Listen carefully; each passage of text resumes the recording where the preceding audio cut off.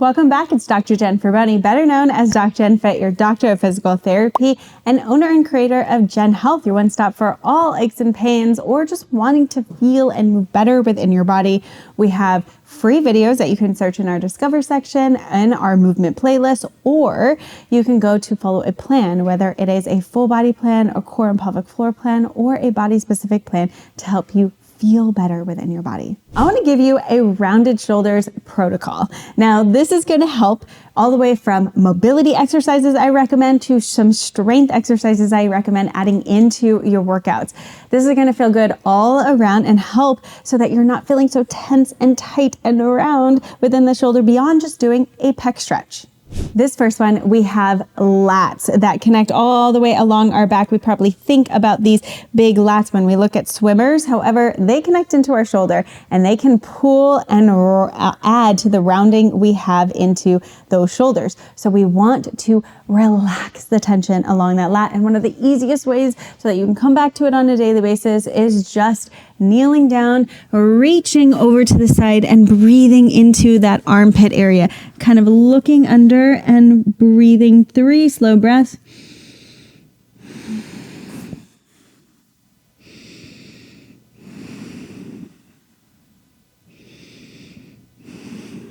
Trying to melt into it with each breath, or reach to the other side as far as you can. Sit those hips back and then reach over to the side, kind of like you're going to pop out of that armpit area.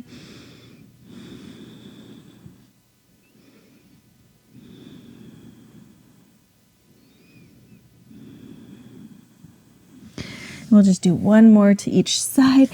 Breathing into it, reaching. You might feel like, whoa, I didn't realize there was so much tension there, because this is an area that's often neglected, really getting that side body and realizing how much that connects into the shoulder and can contribute to some of that rounded and tightness that we feel in the shoulder. 3 breaths to the other side.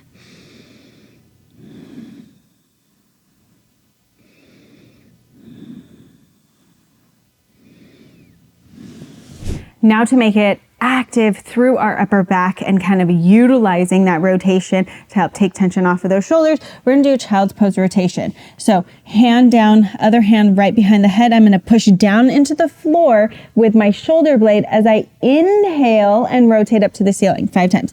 Inhale, 2, 3, 4, 5. Now, the reason that we're not exhaling, because this is more of an active rotation. So if I want to melt into an exercise, I'm doing passive mobility, sure, I want to exhale on that rotation. But because we're making it active and we want to expand from that rib cage to help in that upper back rotation, we are doing an inhale.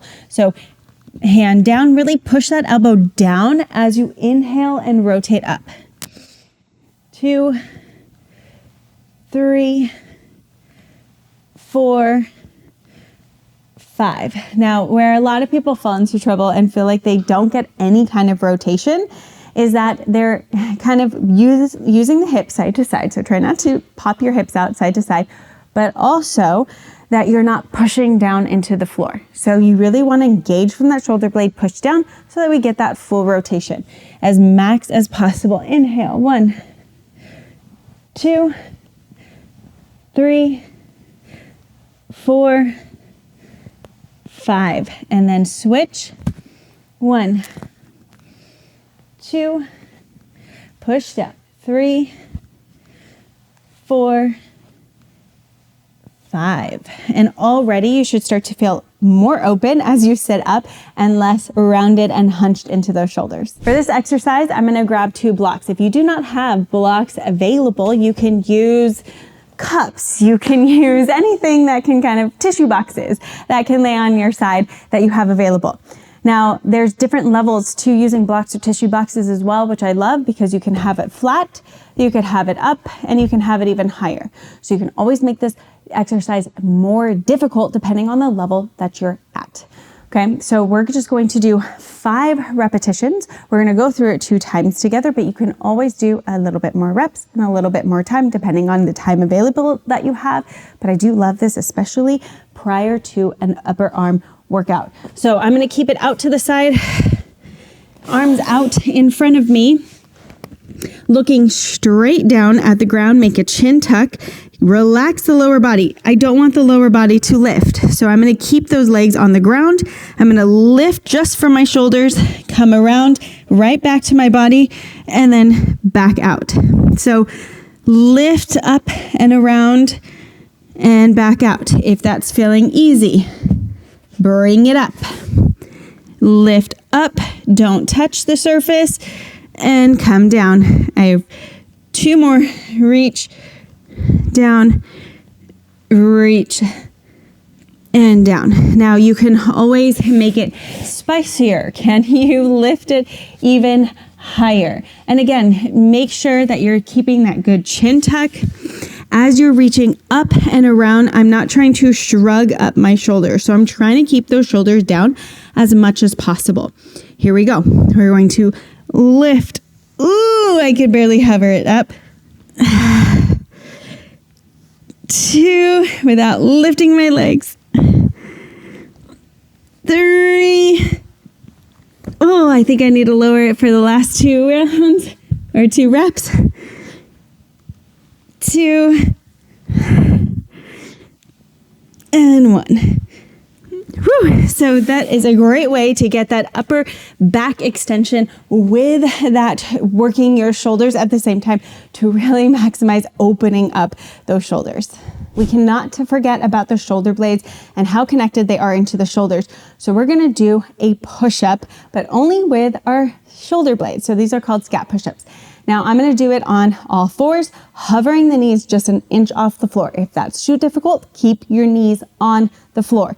You do not want the elbows to bend. You don't want a lot of movement from that spine. So we're going to try to only move in the shoulder blades.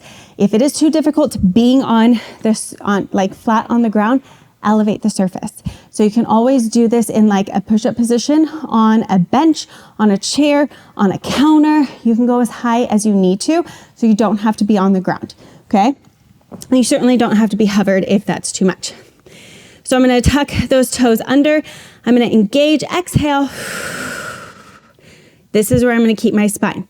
Hovering my knees just an inch. I'm gonna let my shoulder blades come together and push away.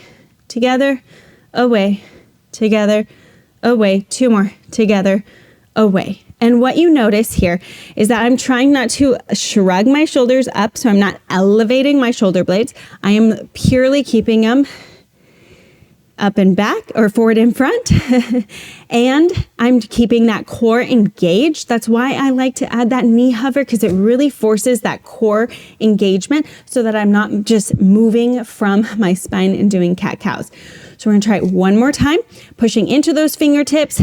Exhale, engage that core. Hover those knees. You'll keep breathing.